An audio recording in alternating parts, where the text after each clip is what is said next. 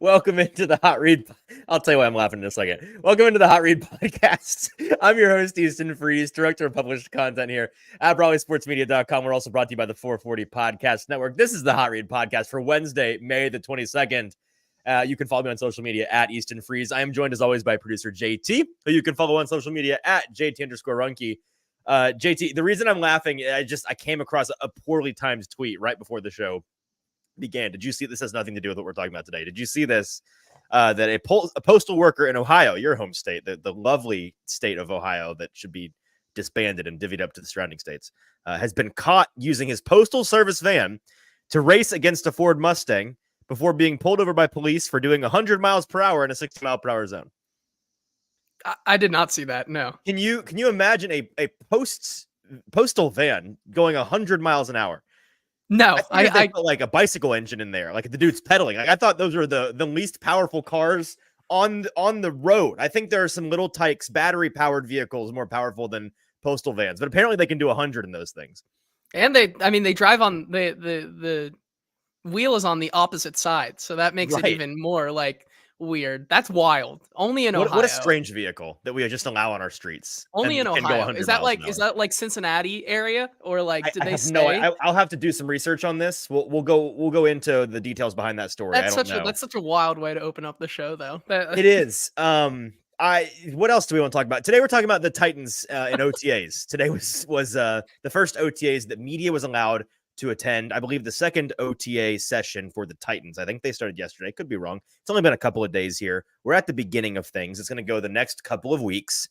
And we've got some sights and sounds from today's OTAs. You guys know the drill. This is your one-stop shop for everything that you saw or maybe didn't see, anything you missed from social media as you were following along with the beat reporters on Twitter or on Facebook or wherever. You want to see everything that happened in one place? We've got you covered on today's episode. We're going to dive into some first impressions for the Titans' new receiver room, dive into some Peter Skoronski updating, some changes for the Titans' second-year former first-round offensive lineman. We'll look at some comments from Tyler Boyd, some comments from DeAndre Hopkins, an update on T'Vondre Sweat, some thoughts from Amani Hooker, who is, besides Jeffrey Simmons, really like the veteran leader of the Titans' defense, and what he thinks about the new defense that Darren Wilson is bringing in. All of that and more coming up on today's show. But before we dive into any of that, if you are watching with us live, we appreciate you being here on a Tuesday afternoon.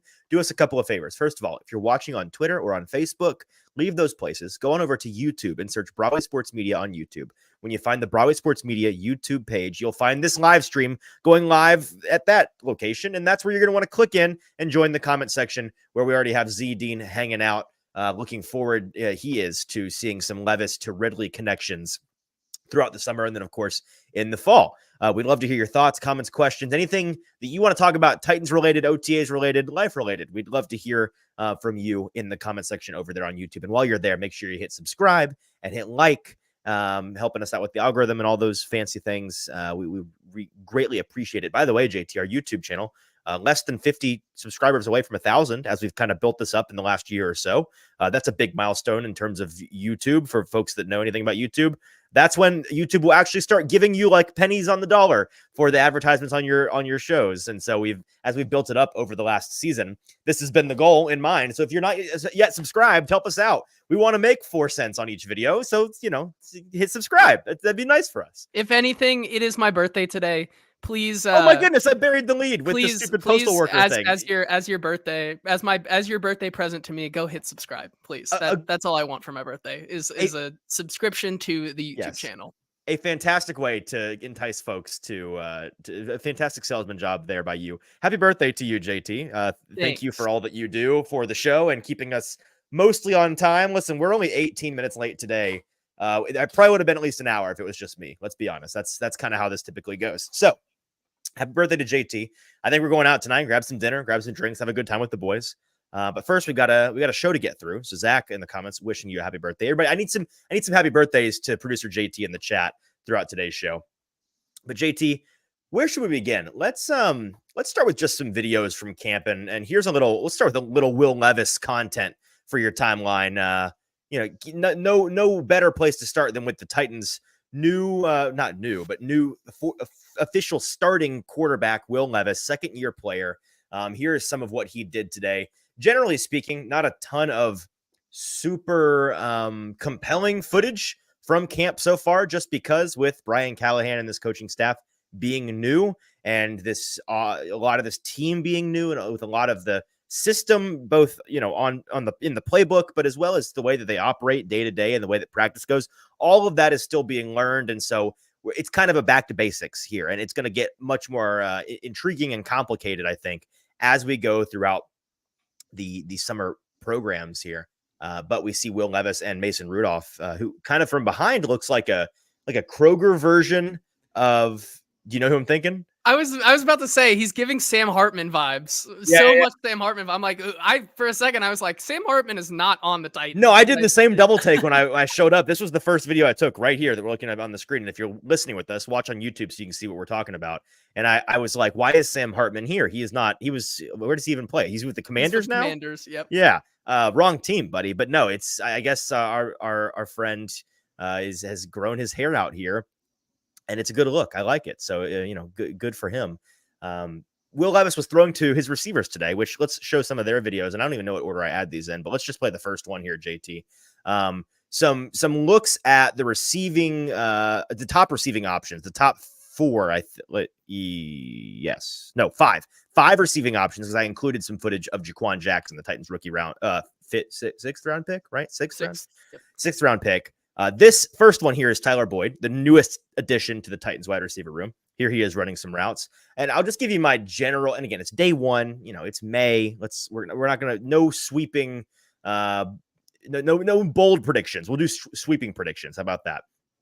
And the sweeping generalization on Tyler Boyd is he looks the part. He looks like a savvy vet, looks like the kind of guy that is going to create separation in the short area and be the slot receiver you want him to be. He's actually a little bit bigger and I know what he is on paper, but he looks and plays a little bit bigger out there than I was anticipating. Probably not for you because you're used to watching him play a lot of ball. And earlier in his Cincinnati days, he was playing outside more than he has been in recent years.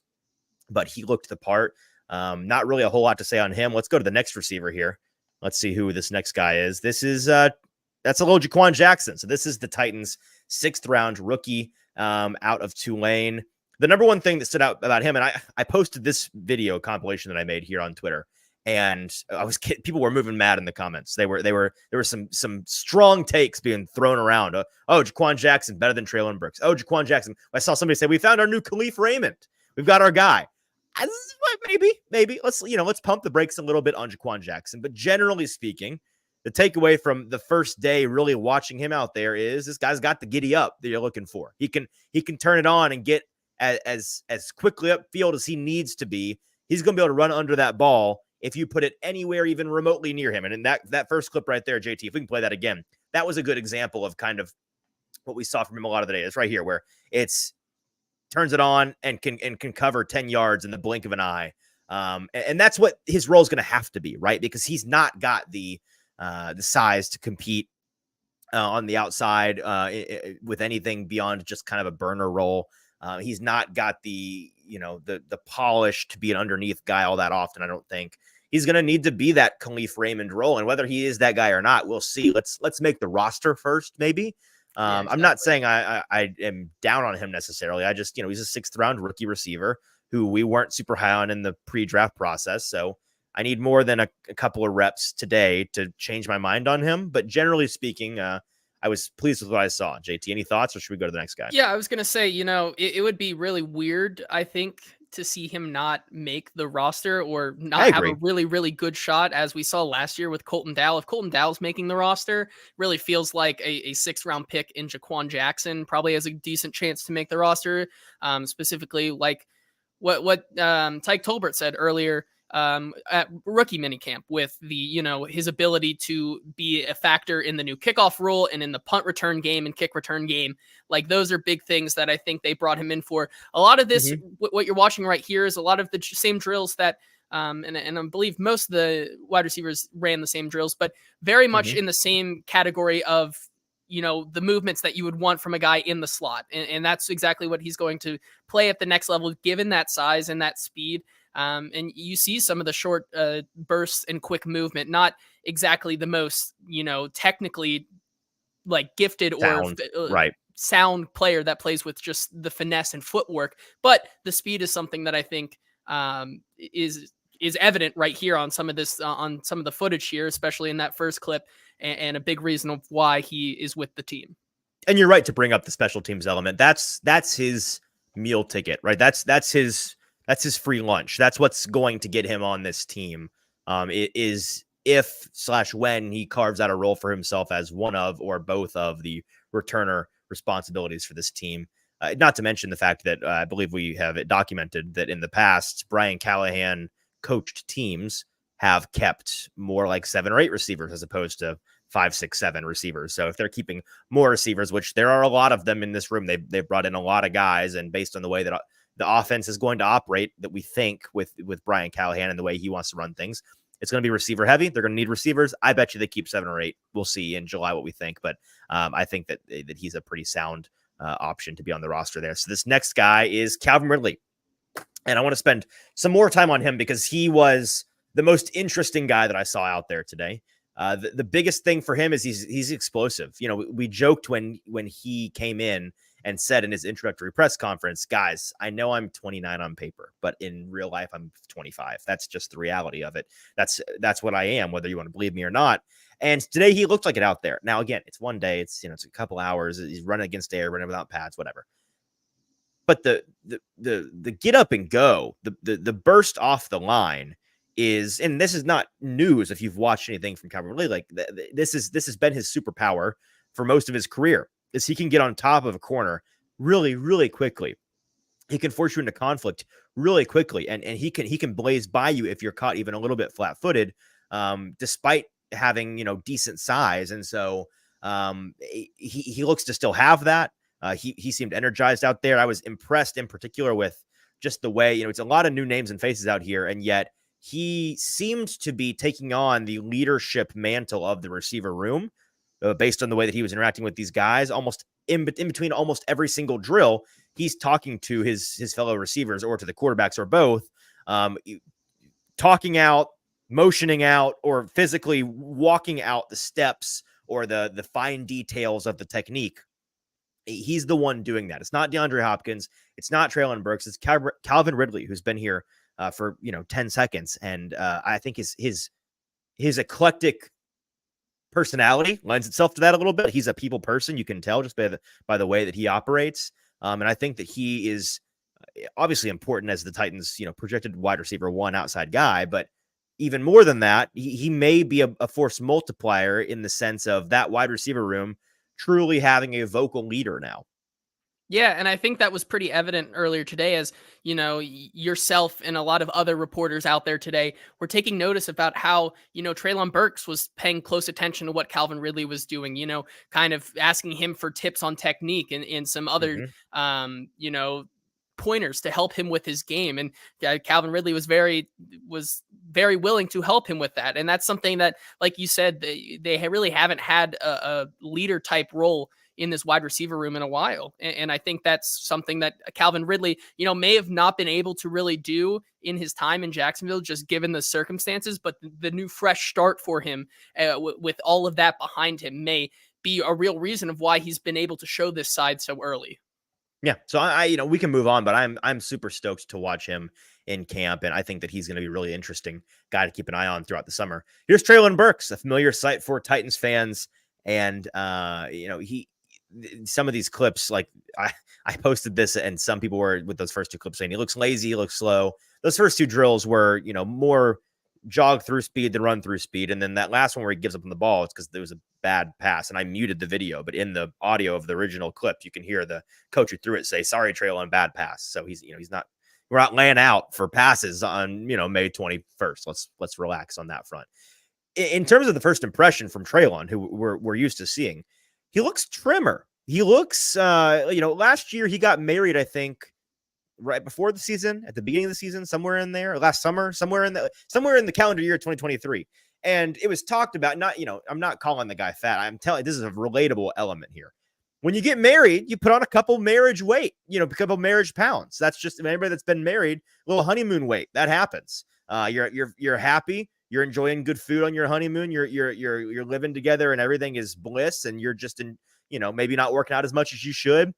He got a little bigger last year, it seemed. And maybe that was by design. Maybe it's not actually honeymoon weight, but whether it was intentional or an accident, he seemed bigger last year than he does this year. And I don't mean that to say he has like lost his physical presence. It just seems like he is toned up.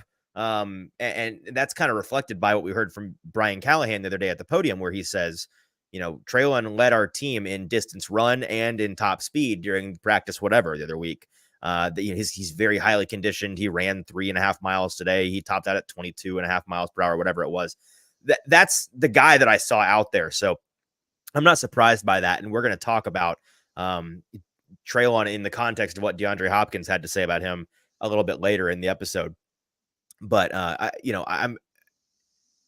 was talking to our buddy Danny Kelly, who's a national guy. He covers the league from a fantasy and draft perspective with the Ringer. I was texting with him after the practice because he was asking me about what we saw, and what I told him is what I'm going to tell you guys. I think that him being in that wide receiver 3-4 role is going to be what's best for him.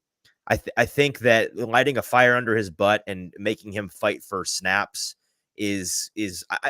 it may not be good for him, but I'm at least intrigued to see how he responds, to not have the expectations in the summer be you're the one or the two, you're going to get opportunities, you just got to make the most of them. No, now it's not only do you have to make the most of your opportunities, you're not going to get as many unless you earn them.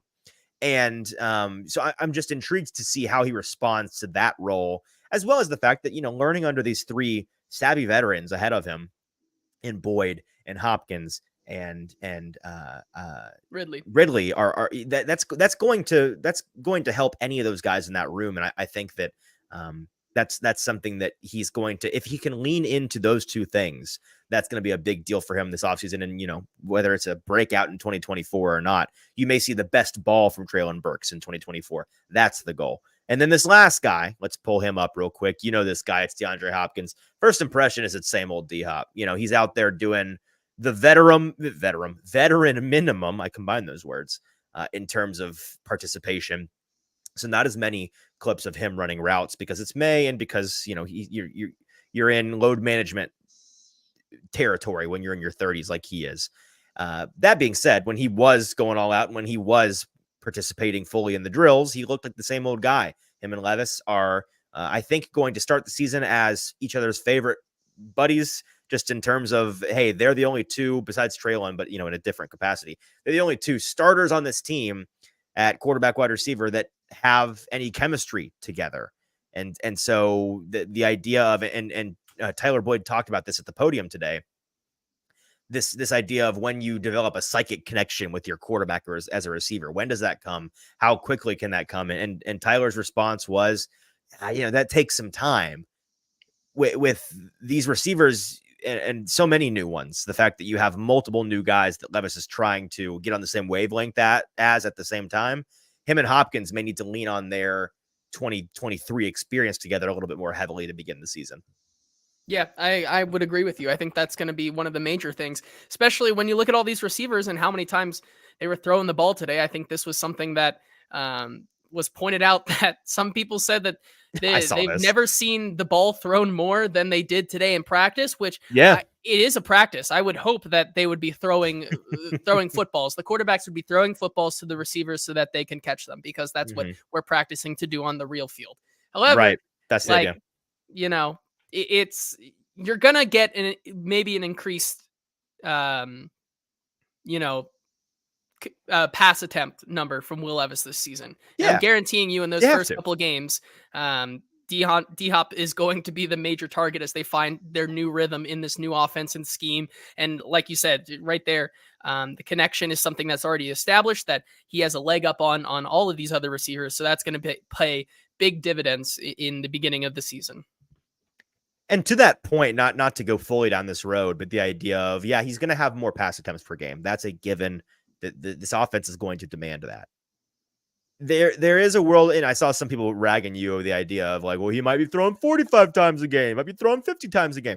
First of all, based on one practice, you can't say that. Second of all, there becomes a range of diminishing returns with pass attempts. Like if you've ever played fantasy and really tracked like pass attempts per game, you may have realized the correlation of, hey, a Dak Prescott, he threw 60 times today and he was amazing in fantasy. But that wasn't because it was a good day for the Cowboys. That was because they needed to score 45 points to win, or, they lost despite Dak throwing for 400 yards and 4 touchdowns. There are very few quarterbacks in the league where I think any coach worth their salt would tell you, by design, we want this guy throwing 50 plus times per game. Like maybe with Patrick Mahomes, you want to do that. But even then, you watch September, October football. They're not doing that. They're trying to not do that as much as humanly possible. Josh Allen can be that way. Dak Prescott can be a volume guy like that. Matt Stafford can be a volume guy like that. Am I missing anybody? Joe Burrow can at times be Jared Goff can be a volume guy like that but it's more a dink and dunk thing with Jared Goff. So with a Will Levis, I think wanting more is good, but you shouldn't want too much. And if I told you this year, Will Levis could average between 35 and 45 passes per game or 45 and 55 passes per game, you would probably pretty reliably be able to tell me, okay, well, if it's the latter, if he's throwing 45 to 55 times per game, probably not as good a season. Things probably didn't go as well as they would have if he had been throwing 35 to 45 times per game, right? Probably, because then you also have to consider, we get it. It's the first day. It's the first real practice of May here that media was available for today. You're, like you said, you're going up against air with no pads. And we know how much Will Levis's hero ball style of throwing the ball last year got him into trouble, or should have got him into more trouble than he did. Right. And I think that's the crux of my entire argument in this thing, is that how much, like, if you can tell me that he's going to fix those progression issues in that quick decision making that almost cost him a lot more than it really did this past season, then I'm all for it. But until I see, and we'll see more as they get into padded and we get closer to the regular season, until we see more of that, it's fine to think that he is going to throw 35 to 45, but for this offense to work, especially entering such a pivotal year for Will Levis, I still would be pretty shocked to see that. Yeah, I agree. Okay, let's get to some of these interviews before we get out of here today. A relatively short episode for you guys, but this is the meat of today's conversation. And our first clip here is from Brian Callahan's press availability at the dais today. He was talking about what his role is as the head coach on this team. And if you caught the fantastic interview between he and the Bussin' Boys on Bussin' with the Boys, their podcast, I think it dropped this morning. Listened to it before. I was listening to it on the way, actually, to the Titans facility. Very good stuff with Brian and Taylor and Will. And they were asking him, I forget how it came up, but Brian ended up talking about how he's had to realize in this transition to being the head ball coach that his words carry more weight than he sometimes realizes. And it's like, if he's busting somebody's balls, he can see in their face that, like, it comes across differently than it would be if he was an assistant. It's like he walks into his assistant coach's office and like gives him a hard time for messing something up. He can see some fear in their eyes. He's like, well, calm down, man. Like I forgot that I have the power to fire you. Whoops. Yeah, that's on me. Or, one positive comment to a depth guy just trying to make the roster, the way it can light them up and make their day.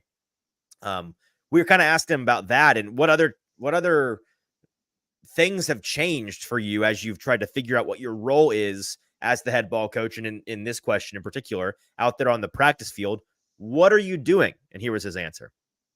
I'm definitely more focused on the offensive side than it is, because I'm running that system, if you will. So there's a lot more focus there. But I spend time watching the defense. I make sure I get with Denard every day, and we watch the tape. So I got a pretty good feel for what's going on over there. And at the end of the day, I trust those guys to work. I mean, those are veteran coaches on the defensive side, and they know what they want and how they want it. So I let them do their job, and I make sure I'm on top of what's happening there too. But I definitely focus heavier on the offense right now.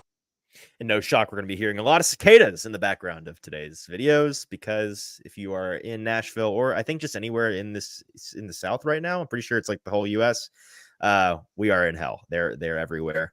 I'm surprised you can't hear them outside my window right now, JT. I'm very close. I think it's the green I feel like I'm right screaming here. over the cicadas I'm listening to in real time. Yeah, it's tough. It's tough living out here. Well, and shout out to the Titans facility, because you hear cicadas in the backgrounds of this video.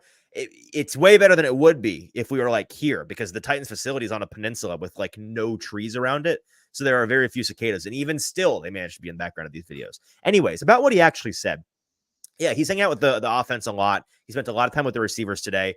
I want to see some trends, in terms of, because we knew what Vrabel was. He was walking around involving himself in literally, and this is one of my favorite things about him. I think this is one of the things that makes him a genuinely a good ball coach.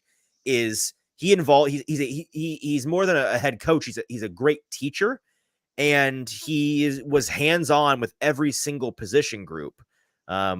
Literally hands-on, physically hands-on with every position group, constantly teaching guys, just basically doing rounds around practice every day. I don't think that's going to be Brian's thing. Not that he couldn't, but because he's going to be functionally not functionally the OC, because they have an OC, but the play caller on offense. He's, as he said, running that operation, and they've got so many new moving pieces in particular on that side of the ball. At the wide receiver position and with some of the linemen, he's going to be involved in that more. And I'm curious to see, because today it was more of when I was observing him, it was more of a laid back approach. It was more of a watch and see, comment here, observe the way his coaches are handling practice and whatnot. But generally speaking, not really being super duper involved in that way. So I'm curious to see how his role evolves. One more clip here one more quote from Brian, when he was asked about Peter Skoronski, which I want to talk a little bit about here. Peter Skoronski, Titans first round pick last year, 11 overall, tackle in college, moved to guard, going to be flanked by 2 new guys this season. And of most note, last year in week 2, 3, very early on in the season, I believe it was around like week 4, right before October. I was about to say, it was in September. I know that much. He had an emergency appendectomy. And that surgery and the timing of that surgery caused him to inevitably lose like 20 pounds at the time. And when you're an offensive lineman in the NFL, you're like a bear for winter. You're trying to bulk up preseason because you're going to be losing weight throughout the season. Maintaining weight is a difficult thing when you're going through the physical rigors that these guys are going through. And so that was a really screwed up situation for him. And not to mention even just regaining core strength, healing from the stitches and trauma of a surgery, all of that stuff made it difficult for him. And so he's come back bigger and stronger, it appears. And we asked his head coach, Brian Callahan, hey, what have you seen from Peter Skoronski so far? Here was his answer. Yeah, he's put in some really good work. I think he looks great physically. He looks like he's supposed to look. I think probably got a little bit lighter because of the appendectomy I think he had. It probably contributed to some of that, but he looks like what guards are supposed to look like. He's put a lot of really good work in. I'm pleased with his progress.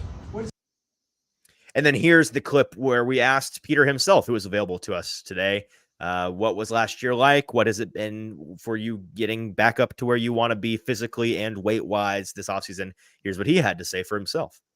I don't know if it was a focus so much as I feel like, that happened to me last season. I was maybe a little light. Not my strongest last year, and it's hard enough to keep weight on a normal season, let alone losing 20 pounds with the surgery. So, it wasn't anything planned. I just was training and eating and trying to do my best, and I feel pretty strong. I feel pretty, definitely heavier, but feeling good and feeling strong. Peter, what? I love the way that he and Coach Callahan both be like, he probably was a little bit lighter last year, and then he just right out said, yeah, I was 20 pounds. I lost 20 pounds for that surgery. Yeah, man, he looks bigger. I can't tell if he looks stronger yet because they're not super, full contact yet. We'll see on that front. I don't think we have it. I was going to say, from the looks of it on the sled today, he was looking powerful once again, Yeah, those clips you saw, some real power from him. The very famous sled today now. Like, he looked very, very good. Bertha and Olga, those guys, those gals, those fine ladies. Yep. It's funny because he was talking about it, and I didn't get a video of it because I was just listening and laughing. He was talking about how there was earlier on when they had some of the veteran outside activities before the rookies even came in, I believe. There was kind of a conspiracy that those two were weighted differently, and like they'd been messing with the springs or something in there. And then there was a conspiracy amongst the linemen that maybe Bill himself was changing them and making one more difficult than the other. And then he said that Bill Callahan had them taken apart and reassembled because the players said that they felt different. And then they ran the scientific method on these by lining up and doing each one at a time and seeing the difference. I don't know. Apparently there was a grand conspiracy going on amongst the offensive line room for the Tennessee Titans. And that's something he felt he needed to share today. He also had some remarks that we're not going to share via video, but I'll share the gist of it about Bill Callahan, just saying he was excited to bring him in, have him brought in rather. Excited to work with him. Had heard from some guys that had worked with Callahan in the past who were training with Peter about what to expect and how he's going to work them. And he said he's been intense. He's been working us. He's been, calling out our BS, and it's been really good, and he enjoys that much. This last clip here from Peter is about the help around him, adding Lloyd Cushenberry to the center position on his right, adding J.C. Latham to the left tackle position on his left. What's that going to mean for him? How's that going to help him as a player at left guard? And here was his answer. Yeah, no doubt. Kush is obviously not the tallest guy, but definitely a really powerful player. JC's build speaks for itself. So definitely makes my job easier, especially in the run game in terms of that. And then just obviously there's a communication aspect to that too. But they both seem like they're really on top of things. So definitely a huge help having both those guys. A question from Zedin here in the comments as we wrap up with some of the thoughts on big boys today, asking, has there been anything said about NPF not being out there today? If anyone needs OTAs, it's him. He is still, Brian said at the podium, he is still rehabbing. He did not comment on whether or not that is from the injury he sustained last season or not, like still rehabbing from that or something new. He did not say, but he's in the building rehabbing. And speaking of rehab, T'Vondre Sweat was not out there today, who was also a part of the contingent inside rehabbing something. Don't know what that was between today and was it 10, 12, 14 days ago that we saw them out there at rookie camp. Something has happened for him to be getting some treatment inside. We're going to play a clip here in a minute from Brian Callahan talking about T'Vondre Sweat, just giving us an update on how he's come along. But the idea, and Kenneth says it here in the comments, already tired of the rhetoric of Sweat and MPF missing time, clearly going to get zero grace from fans. It's, again, it's May 21st. It's the first or second day of OTAs. I will not be worried about who is or is not out there until we get to, early mid-August at the earliest. And they're missing consistent time. Like during this, if you're new to this process, guys are going to be in and out of the lineup or, out there at practice on a regular basis. And sometimes it's rehab, sometimes it's treatment, sometimes it's a recently sustained injury that they run in early. Sometimes it's personal and has nothing to do. They're just out for the day. Whatever it is, it doesn't really matter until August. And so this is not just cope because I'm a fan of T'Vondre Sweat and have been since the pre-draft process, and I'm making excuses for him for missing practice today. That's not what it is, man. It's the fact that it's May 21st. If Will Levis wasn't out there today, I'd ask where he is. But if you told me he was, getting treatment on something, would I be freaking out? No, because dude's getting nicked up. You tweak a hammy, whatever. Is it a bad look? As Kenneth reading my mind here in the comments, is it a bad look with it being day one of OTAs? Sure. I mean, we did see T'Vondre Sweat looking big and fast and dominant, less than 2 weeks ago. So, we've seen him out there already. It's not like this guy can't stay out there. He's been there one day media was there. He's not been there one day media was there. And that doesn't even count for all the days in between that they've been out there that we've not seen. So, let's just pump the brakes a little bit on this idea. Oh, he must be a two-down player. He must be too fat to play in the NFL, or he's a character concern. He can't hang out there. Didn't want to practice because it's May 21st and he can't get out there for OTAs. Relax. We will get worried about that when we get there. All of that being said, here is his head coach, Brian Callahan, giving an update, a positive one, mind you, on what it has looked like from T'Vondre Sweat so far. Been great. Really been pleased with his progress. He's one of those rehab guys currently, but everything he's done up to this point has been really good. I'm excited about the potential there for him. And anytime that these guys get the pads on in training camps, when we really find a separator for who ends up taking a tackle spot. But I've been pleased where he's at. Coaches. All right. Big boys out of the way. Now let's talk about some receiver topics here. And we've got a couple of clips from Tyler Boyd and then one from DeAndre Hopkins. We'll start with Boyd. We asked him, this is his first day. He said he got in yesterday. Today was his first day at the facility and really his first time in Nashville in any, the Bengals have come here for business trips, game trips, but he's never really been in the town in earnest. So he says he's going to have to check it out. We asked him why Tennessee, why Nashville? Why did you choose this team? And he gave a somewhat predictable answer. Trying to figure out what team that fit me the most and where I'm most comfortable with. Obviously Callahan is here. That's my guy, and he's a heck of a coach, and that's why he's here. And just being able to fit in that scheme, which I do well. I've been a part of this offense for a while now, 5th, 6th year. So I just felt like it was the right fit. Yeah. So following Brian Callahan, could have told you that. He felt like it was the right fit. I'm trying to think what else he said about the fit with Tennessee. He kind of alluded a little bit to the idea that, it's a familiar situation. He's going to be able to compete with these guys in this room. And that's where this next quote from him takes us. The idea of, hey, Tyler Boyd, you're playing in a room with some really talented receivers. You've done that before in Cincinnati when you were playing with Jamar Chase and T. Higgins. Now you're with Calvin Ridley and with Treylon Burks and with DeAndre Hopkins. What does that do for you guys as a unit to have that force multiplier effect of all of you in the same room? And here was his answer.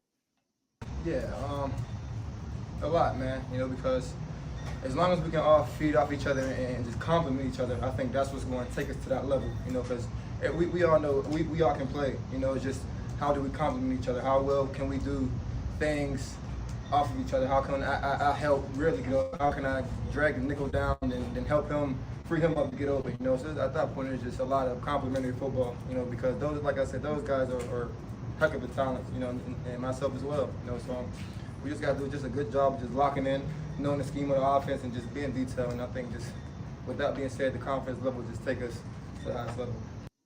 And if you don't want to take Tyler Boyd's word for it, here is DeAndre Hopkins talking about the very same topic.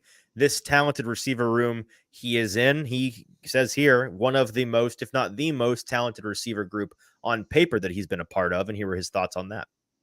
I think this is one of the best wide receiver groups I had a chance to play with on paper. So obviously, I can come up here and say a bunch, but we haven't played a game yet. So we'll see how it goes once we hit the field. What's that going to take to turn success on paper into success on Sundays? Just taking it day by day. Tyler Boyd been in his program for a while. Just taking it day by day. A lot of us are still learning. How things go. So just coming out practicing. Now, any thoughts on that before I change the topic on DeAndre Hopkins? No, I was just going to say the biggest thing I think with this new group is that, yes, they are very talented, but I think you hit the nail on the head where Tyler Boyd says playing complementary football is as big of an aspect to this, to making this work and working with your teammates. And I think that's something that the Titans really have never had before, having these guys all know that they have to play complementary football together with each other. And I think that's something that is going to be a new look and refreshing idea that Brian Callahan is bringing for this offense as well, not just because Tyler Boyd is here, but because they have all these guys who can be versatile in their skill sets in the receiving game. That's something that I think is huge for them. And, with Tyler Boyd there, like he said, being able to create opportunities to have other guys get open, not having to be that number one guy, having enough to go around for everyone. I think that is going to be the biggest part of what makes this receiving core, either succeed or fail. Yeah. And I agree with all of that, obviously. Now DeAndre went on to talk about, we asked him about Treylon Burks, and this became a big fuss today because the quote he gave was strange, and it was strange at the time. It needed explanation, but DeAndre said, and I want to go and make sure I find it here. Okay, wait, hold that thought. I want to tell you exactly what he said, and it's now failing to load. Okay, so this was tweeted out by Terry McCormick's tweet is what went viral. When asked if people are sleeping on Treylon Burks, DeAndre Hopkins said, quote, How do I answer that without making a negative soundbite? 9. That's no in German. End quote. Kind of a cutesy answer. But then you say, okay, no, so he's not being slept on. People are right about him sucking at football. Like, what? Huh? What? That out of context went crazy. And it also, the idea of, I don't want to make a negative soundbite, so I'm going to say in a foreign language no to crap on my teammate, but then explain to you what that word means in English in case it wasn't obvious. Like, it was strange at the time. And out of context, it's weird. And it seems like, oh, DeAndre Hopkins, he thinks his teammate sucks. He went on, like, I think the next question, maybe 2 questions later, to talk about how Treylon Burks is one of the most physically gifted receivers he has ever played with.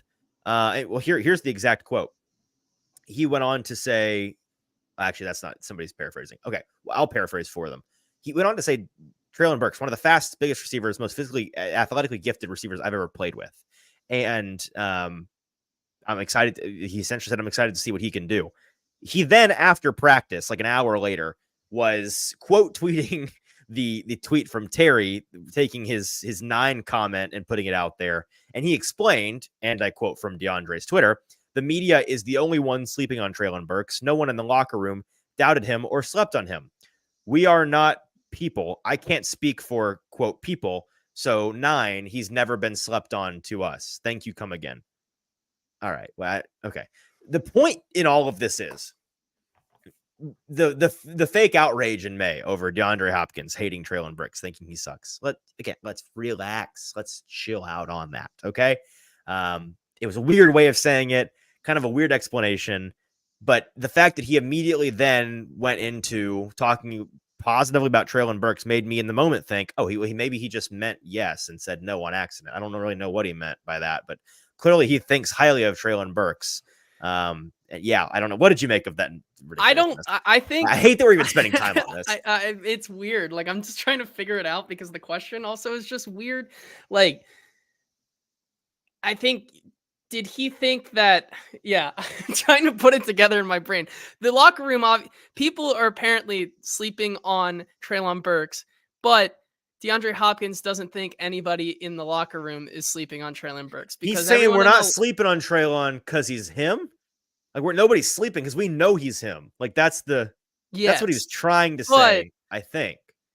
But other people are sleeping on him. Right. Well, but and again, he's like, you guys in the media are sleeping on. Well, hang on, relax. Fans everywhere are sleeping on him, actually, because he's not done much.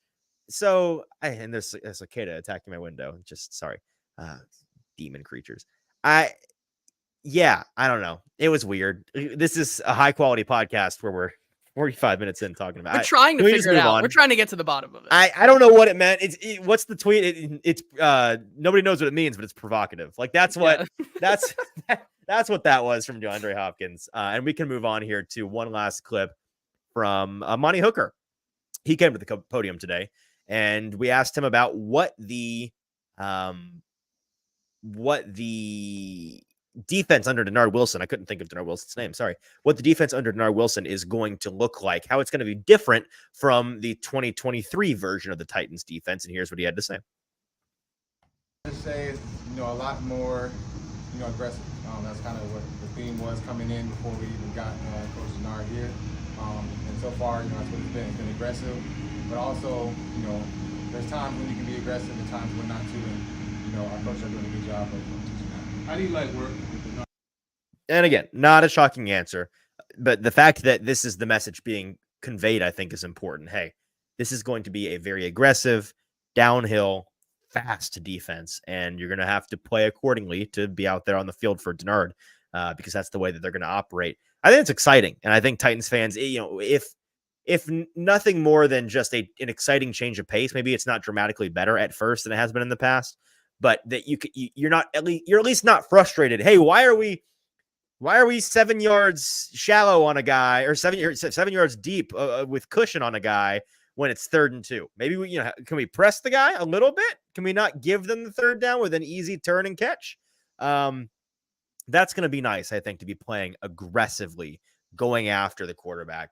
One random thing on the defense, JT, by the way, I was talking with our buddy Kayla Anderson about the defense generally at camp today. And we were talking about how, Arden Key, we think his best utilization is as a rotational player. He maxes out his potential when he's playing 20, 30, 35 snaps a game, not 45, 50, 60 snaps a game, right?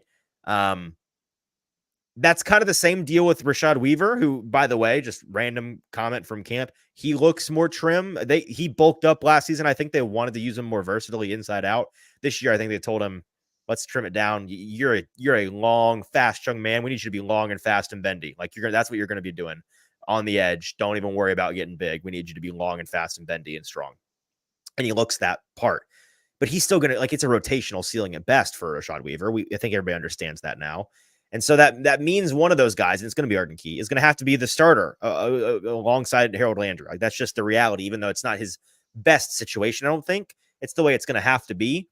And that lends itself to this idea that, man, up front, like the Titans could use help inside. They could definitely use help on the outside. Rushing the passer may be kind of a crapshoot this year. And so it made me realize a fun bet, and Kayla and I were talking about this. We didn't actually make the bet, but it's a fun idea. How many of the Titans sacks this season do you think are going to be like low-key just coverage sacks? Like, is it going to be 50-50? Because you don't, like, if you can, and I told her, having guys up front that aren't great is not a big deal if you've got 4 seconds to get home every time. If you've got guys just locked down in the secondary for 3.5, 4 seconds, you and I can get home to the quarterback. Like, not really, but that's kind of the way that it works. So there may be a number of really late cleanup sacks, and it's like maybe not as super exciting for Harold Landry, where it's like they struggled and got knocked down, got back up, and they stacked the quarterback, they got him because he scrambled right into their arms. But it's going to be like, holy crap, this secondary is tough. Exactly. I think the secondary is going to be really tough. I think for the Harold Landry cleanup artist narratives out there, I don't think it's going to do 23 sack season pending for Harold Landry. He's going to be clean up on Al Landry every single Zach game. Lyons is going to go crazy every single week. We're going to have him on in week 7, where Harold Landry is already at 17 sacks, and we're going to gaslight him into putting Harold Landry in the Hall of Fame. That's what we're going to do. Yeah. That's a good plan. I'm with you on that. I can't wait. All right. For it. So we already know what we're doing in week 7. That's good. Yep. We can write that down. Anything else? Some comments here. I think Ryan will address some of these comments, his questions in the comments, and then we'll get out of here. Ryan Walker, appreciate you being here, man. He says, how did Farley look? Caleb Farley was out there today. Was he doing anything besides stretching? I'll be honest, I didn't notice him doing anything besides stretching. He may have been. If so, he was just I was focused on the receivers and the offense today. I didn't pay a ton of attention to the defense. So next time we're out there, I'll be looking. That being said, he was asked about to Brian Callahan at the podium, the idea of Caleb Farley progressing, where, what's got to happen for him to get back on the field. And it was positive remarks from Brian Callahan. He says the strength and conditioning and the medical staff are doing a great job with him. And so it's kind of a unicorn sighting to see Caleb Farley out there at all in practice, let alone at this point in the year. I don't know. I think there's still reason to, like, maybe you can get something out of him. But just there's no, there's reason to be wishful. There's not reason to be hopeful. Does that make sense? Like, there's no basis for hoping for it, but you can wish for it. And if you put everything together, there's no reason in having expectations, but you can be happily surprised. Yes, exactly. So that's what we'll do, Ryan. We'll be setting the bar very low and surprised by anything that he does there. Z Deans has a prediction to end the show. Will the Titans sign a safety? They've essentially told you they're going to. So, yeah, my prediction is yes, they will be. And that was another thing, actually, I brought up with Kayla Anderson. We were talking about the defense. She's like, they have to sign a safety, right? I was like, well, they kind of said they're going to. And when you look at this roster, in no world can they not. Like, there are certain things from practices we're not allowed to say, so I'm not going to say them. That being said, I will say Amani Hooker is the only guy out there that you can rely upon to play safety. And I know there are other guys, like, by rely upon, I mean rely upon to stay on the field healthy. And based on some things that I saw today, that's not, that's the situation, and that's not enough. And so there's some other guys at the position. Who are the other ones that come to mind, JT, for you? I mean, Elijah Molden, if he continues on that track, man, is Mike Brown still around? Yeah. Like on the depth chart right here, it's like Mike Brown, Shaim Carter, Matthew Shaim Carter, right? Johnson. Like Yep. those were the Yep. guys from last year. Like I'm surprised I was able to pull Mike Brown out of my brain right there. I was surprised by that. So yeah. I'm yeah. not gonna. I can't say anything more than that. But yeah, like yes, they have to because they only have one guy they can rely upon to week in and week out stay healthy and play that position. And his name's Amani Hooker. So there's that. Okay, let's get done. Let's get out of here, JT. We've got a birthday evening to celebrate with you. So let's get to that, folks. We appreciate you being here live with us. We'll be back on Thursday talking about some interesting offseason topic. We've got some things in the chamber. We're going to figure out which one we're going to fire off, and it's going to be a good time. But until then, for producer JT, I'm your host, Easton Freeze. Like, subscribe, follow us on social media at Hot Read Pod on TikTok, Twitter, Instagram, all those things. We'll talk to you on Thursday.